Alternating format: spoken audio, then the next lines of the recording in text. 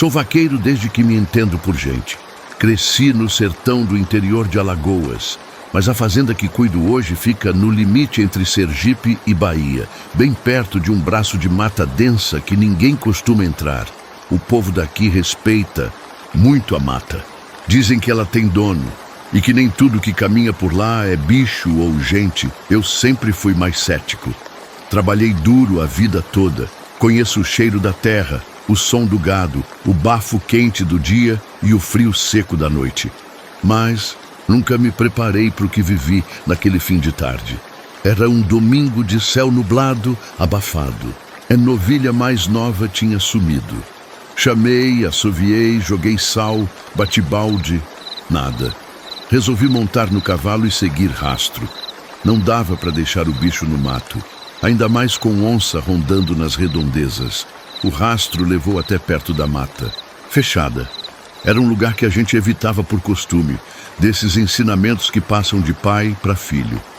Eu mesmo, quando era menino, ouvia histórias do meu avô.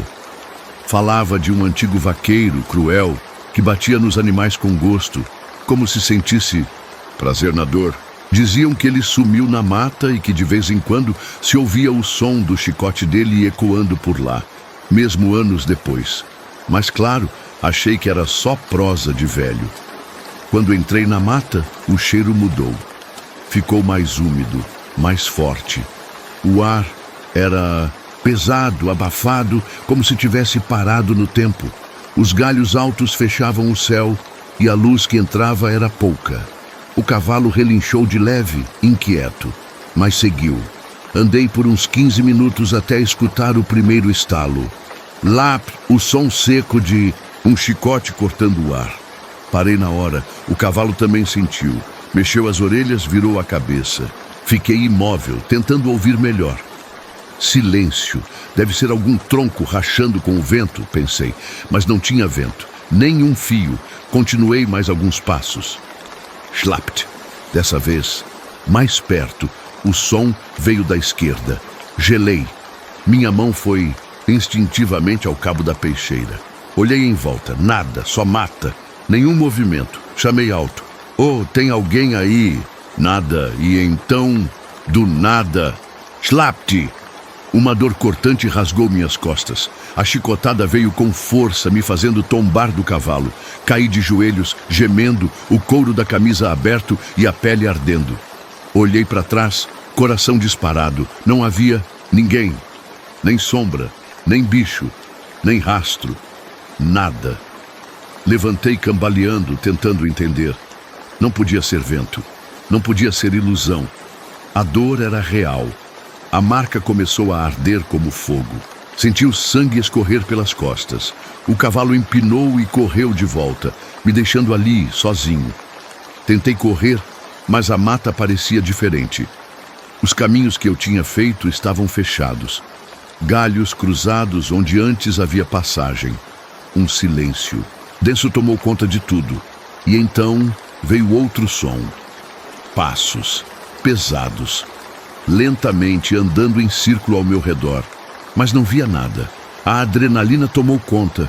Comecei a correr sem direção certa, só querendo sair dali. Rasguei o rosto em galhos, tropecei em raízes. Cada respiração era difícil, como se o ar me recusasse. E então, mais uma vez, Schlapt! Mas dessa vez não me acertou. Foi perto, num tronco ao lado. A árvore ficou marcada, um talho profundo na casca. Caí de joelhos, cansado, desesperado. Comecei a rezar. Não tinha mais dúvida. Algo estava me caçando. A mata, antes familiar, agora parecia viva. Me observava, me cercava, e no meio do desespero, escutei uma voz. Cadê ela? Baixa, raspada, fria. Cadê a novilha? Engoli seco. O medo me impedia, até de responder. Era como se aquela presença, seja lá o que fosse, acreditasse que eu tinha levado algo que era dela, ou dele. E então lembrei da história do meu avô, o vaqueiro sumido. Diziam que ele batia no gado por gosto, que matava bicho por prazer, que a mata um dia cansou e tomou ele para si. E agora ele batia em quem ousasse entrar. Senti outra presença, como se alguém estivesse logo atrás de mim. Não tive coragem de olhar. Só fechei os olhos. A voz sussurrou perto do meu ouvido. E então, silêncio. Quando abri os olhos, estava deitado na beira da mata. O cavalo do meu lado. A marca nas costas ainda ardia, mas o sol já se punha e eu estava fora da mata. Voltei para a fazenda sem olhar para trás. Cheguei esbaforido e a velha cozinheira me olhou com os olhos arregalados. Você entrou na mata, não foi? Assenti, ainda trêmulo. Ela não disse nada. Só pegou um pano molhado e começou a limpar minhas costas. Quando viu a marca, largou o pano. É ele. Fiquei calado. Não sabia o que dizer. Na manhã seguinte, acharam a novilha, morta, inteira, sem ferida, deitada na entrada da mata, como se tivesse sido deixada ali, de propósito. Desde então, nunca mais entrei naquele pedaço de terra. Quando o gado some, eu deixo. Faço vista grossa. A mata pode ter dono, e não sou eu.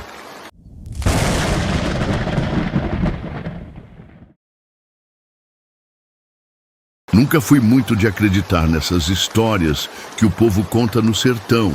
Coisa de assombração, de espírito da mata, dessas figuras que vivem escondidas no mato só para assustar gente besta. Mas tem uma coisa que aprendi depois daquela pescaria, indo com o João. Tem coisa que a gente não entende. E talvez nem devesse tentar entender. Era começo de outubro. O calor já estava sufocante e o açude do sítio Esperança, ali perto de Floresta, ainda tinha água boa. João, meu amigo desde moleque, me chamou para uma pescaria no fim de semana. Ele tinha conseguido emprestado um bote velho de alumínio do tio dele e disse que era só levar rede e umas iscas. Topamos. Saímos de manhã cedinho numa sexta-feira. Levamos rede, mantimento, lanternas e 2 redes de dormir. A ideia era acampar por lá mesmo, às margens do açude. Não tinha casa por perto, só mato seco, mandacaru e silêncio. Era o tipo de lugar perfeito para esquecer do mundo. Chegamos por volta das 10 da manhã, sol a pino, céu limpo, nenhuma nuvem. Montamos nosso acampamento sob uma árvore grande de copa rala. Fizemos um pequeno fogo com galho seco e colocamos as redes entre 2 troncos firmes. O bote ficou na beira do açude, com um galão de água amarrado para não afundar. Passamos o dia pescando. Pegamos uns piaus e 2 mandis grandes. João limpou os peixes com destreza, como o pai dele fazia, quando a gente era menino. Assamos um ali mesmo, com farinha e pimenta. Rimos, conversamos besteira, tomamos um gole de cachaça que ele tinha escondido na mochila. O sertão parecia dormir em paz. Mas quando o sol caiu, o mundo mudou de tom. O calor diminuiu, mas o silêncio ficou mais denso. Um silêncio que não era paz, era peso.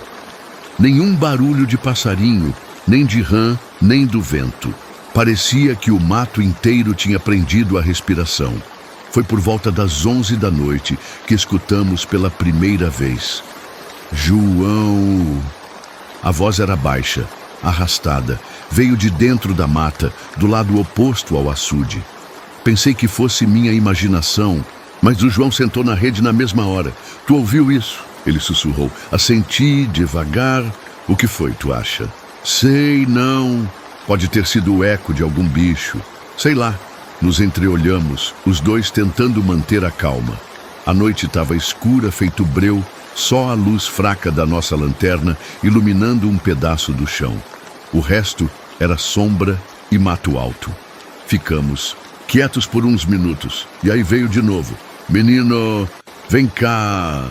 Dessa vez, a voz era diferente, mais doce, feminina, como se fosse uma mãe chamando o filho para casa. João levantou devagar e pegou o facão que estava encostado na árvore. Eu peguei a lanterna. Alguém tá brincando com a gente, ele disse tenso. Mas quem, João? Aqui não tem ninguém por perto. Foi então que ele falou uma coisa que me gelou o sangue. Meu avô dizia que quando a mata chama pelo nome da gente, não é para responder. Que isso é coisa do pai da mata. Ele atrai quem está sozinho ou vulnerável. Primeiro chama, depois engana, depois some com a pessoa. A voz veio pela terceira vez, mais próxima. Era como se estivesse circulando a gente. Vocês estão com medo porque... Largamos tudo e entramos no bote.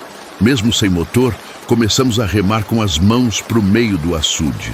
A água era escura, parada, mas ali, longe da margem, parecia mais seguro.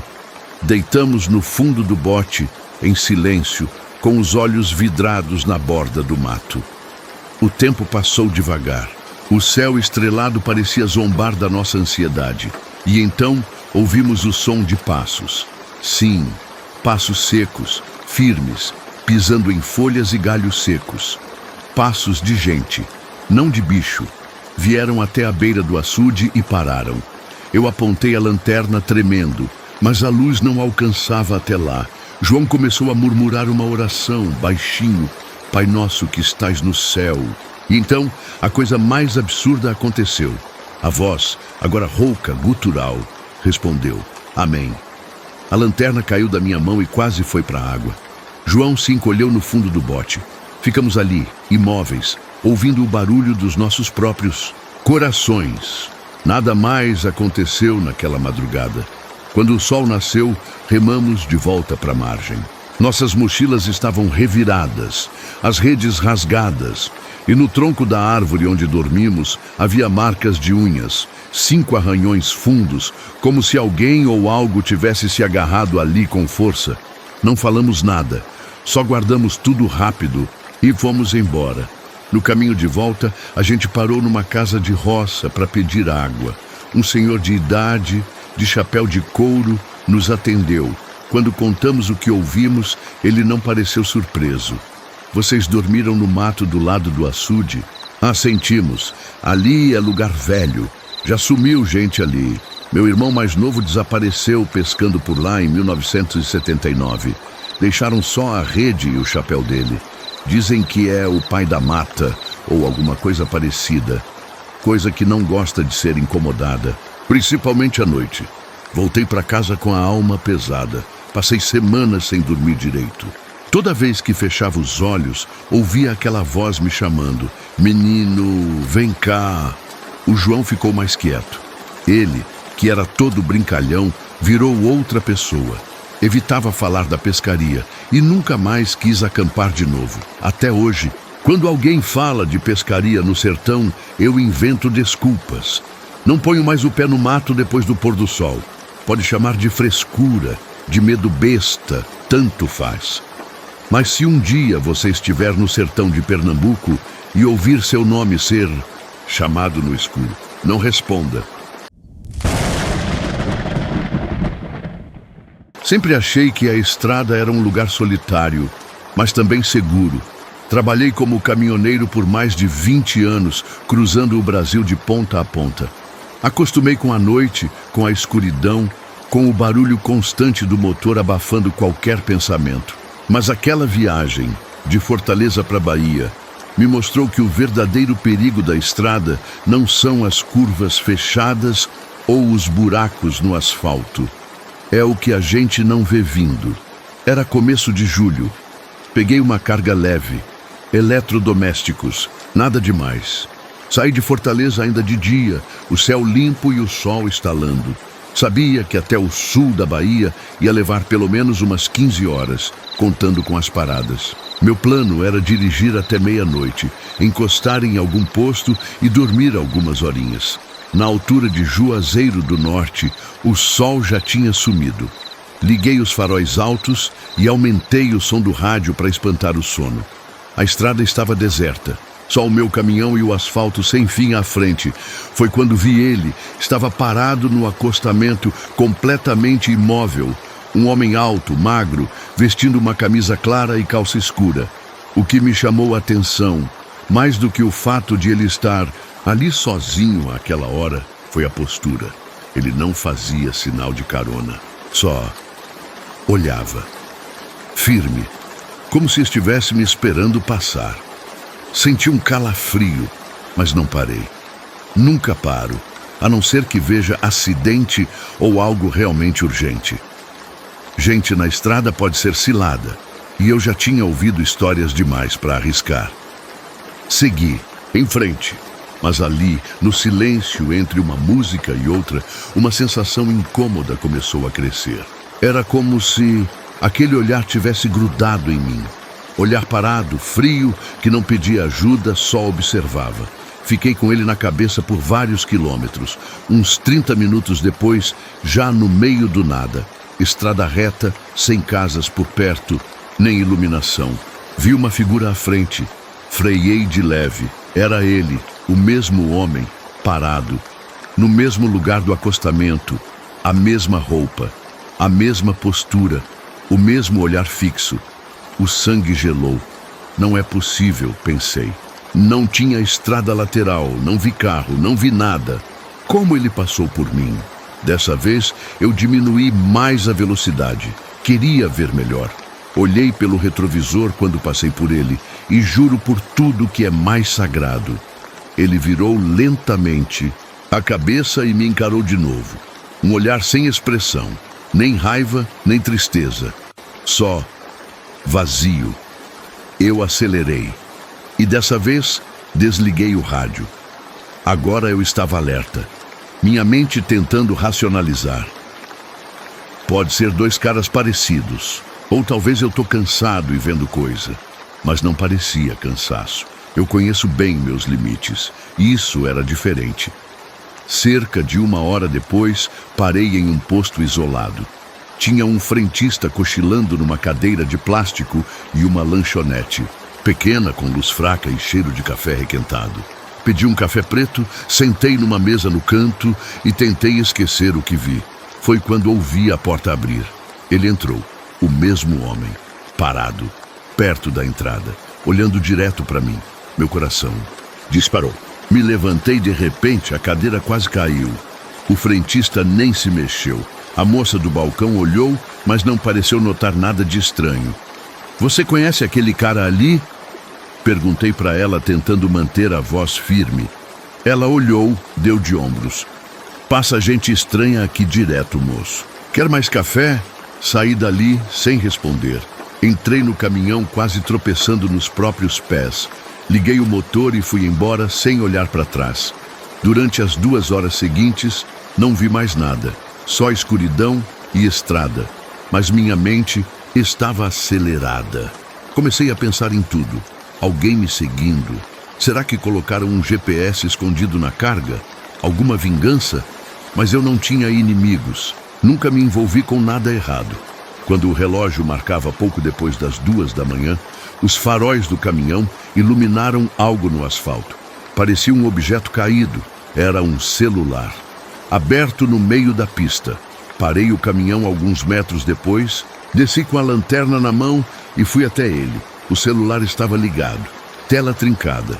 Havia uma foto aberta. A foto era minha, sentado dentro da cabine, tirada claramente de fora, à distância, pela janela. Senti o estômago revirar. Olhei em volta. O silêncio era absoluto. Nenhum barulho, nenhum carro. Voltei correndo. Pro caminhão. Tranquei tudo. Liguei o motor. E dessa vez, dirigi sem parar. Eu não estava mais tentando entender o que estava acontecendo. Só queria sair dali. Por volta das 4 da manhã, cheguei em uma cidade pequena no interior da Bahia. Achei um posto grande, com segurança. Encostei o caminhão, pedi para dormir ali, alegando fadiga. Eles deixaram. Deitei na cama improvisada da cabine, mas o sono não vinha. Eu sentia que tinha alguém perto. E então, às 5 em ponto, alguém bateu na janela do caminhão. Um toque seco, uma vez só. Sentei assustado. Olhei pela cortina da cabine. Não vi ninguém. Desci com a chave, de roda na mão. Rodeei o caminhão, nada, mas havia uma marca no vidro, uma mão. Como se alguém tivesse encostado e deixado a marca da palma. Voltei para o posto e pedi as filmagens. O segurança foi simpático, chamou o rapaz do monitoramento. Vimos juntos as imagens da madrugada. Às 5 da manhã, alguém se aproximou do meu caminhão, o mesmo homem. O mesmo rosto parcialmente encoberto por um boné. Parou, olhou diretamente para a câmera. Não sorria, apenas colocou a mão no vidro e foi embora andando. Calmamente. Perguntei se alguém conhecia ele. O segurança. Só disse: esse cara, já vi ele outras vezes, sempre sozinho, nunca fala nada. Só aparece e desaparece. Deixei a Bahia naquela mesma manhã. Liguei para a empresa, inventei uma desculpa e pedi férias. Passei 2 semanas sem sair de casa. Tranquei todas as portas, evitei qualquer estrada. Achei que o tempo ia apagar aquilo da minha mente, mas nunca apagou. Meses depois, numa nova viagem, dessa vez de São Paulo para o interior do Maranhão, encostei num posto à noite para abastecer. Quando fui ao banheiro, parei em frente à pia e, ao levantar a cabeça para encarar o espelho, ele estava lá, atrás de mim. Não sei como sumiu tão rápido, mas desde então, toda vez que estou sozinho em algum canto da estrada, tenho a sensação de que ele está por perto. Não me atacou, nunca falou uma palavra, mas aparece, me observa e desaparece. Já pensei em abandonar tudo, mas é difícil largar o que se conhece a vida toda. Então sigo, estrada após estrada, como se fugisse de algo que nunca chega perto, mas nunca me deixa de verdade. Às vezes, me pergunto se é alguém real, um perseguidor, um lunático que me escolheu por acaso. Outras vezes, acho que ele é só o reflexo de todos os anos que passei sozinho ao volante, olhando para o vazio da estrada, até o vazio olhar de volta. Mas uma coisa eu sei, com certeza ele ainda está lá, esperando, sempre à frente.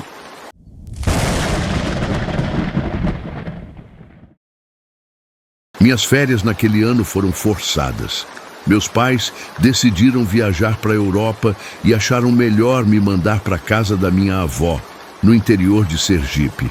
Ela morava sozinha numa fazenda antiga, isolada da cidade, onde o tempo parecia ter parado. Sem sinal de celular, sem internet, só mato, gado e silêncio. Vai te fazer bem, Rafael.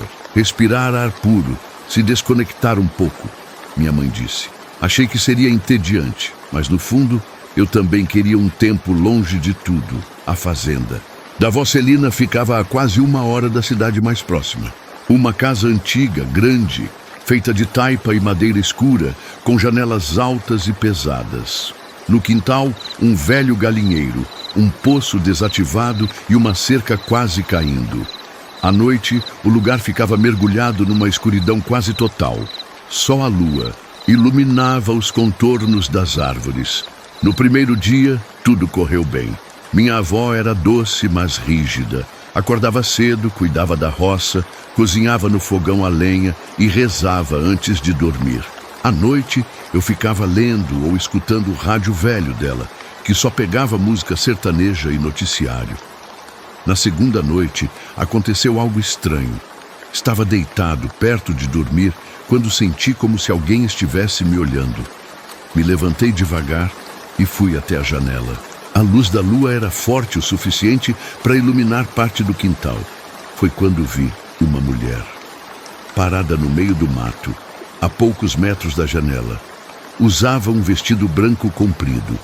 O rosto, sombreado pela escuridão, era impossível de distinguir.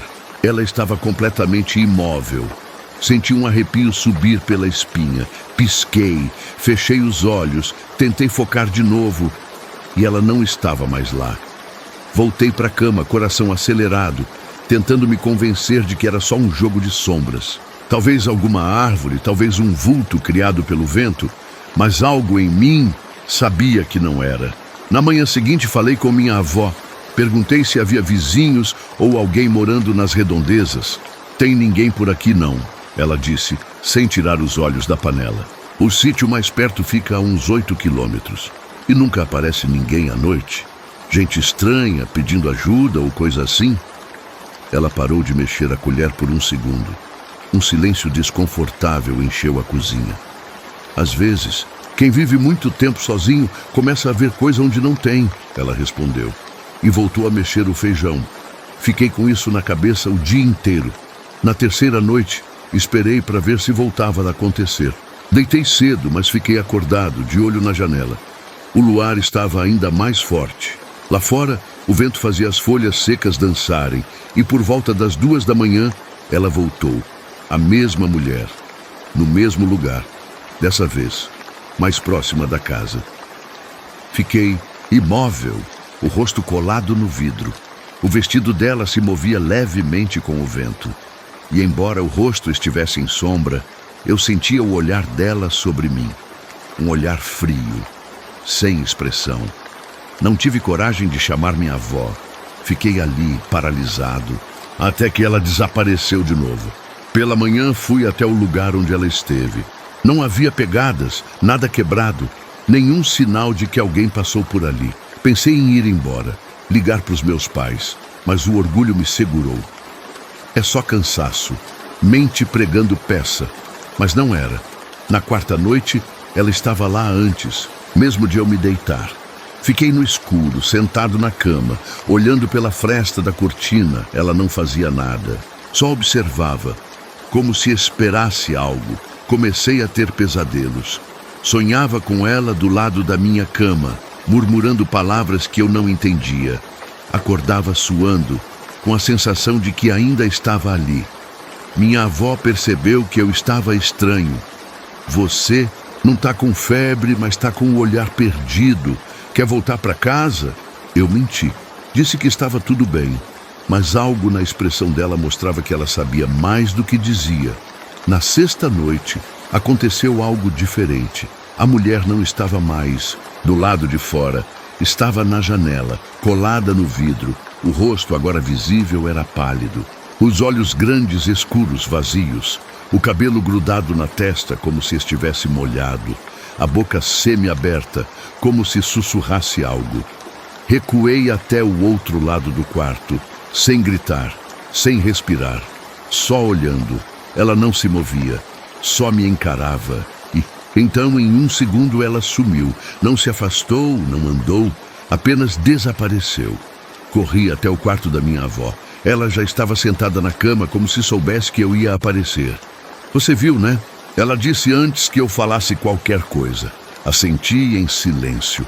Ela respirou fundo, como quem carrega um peso há anos. Essa casa carrega tristeza. Muita coisa aconteceu aqui, muito tempo atrás. Seu avô, ele morreu nessa fazenda. E antes dele, minha irmã. Fiquei olhando para ela, esperando mais. Era para essa casa estar cheia de gente, cheia de vida. Mas ela foi se esvaziando. Gente foi embora.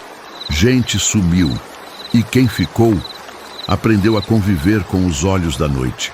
No dia seguinte, liguei para meus pais e pedi para voltar para casa. Eles acharam estranho, mas não insistiram. Minha avó me abraçou antes de eu ir embora. Forte, como se dissesse algo sem palavras. Você viu, mas ela não te levou. Já é alguma coisa. Voltei para a cidade tentando esquecer tudo aquilo. Mas até hoje, às vezes, acordo no meio da noite com a sensação de que alguém me observa. E quando passo perto de uma janela, não importa onde eu esteja, eu evito olhar, porque tenho medo de ver aquele rosto de novo.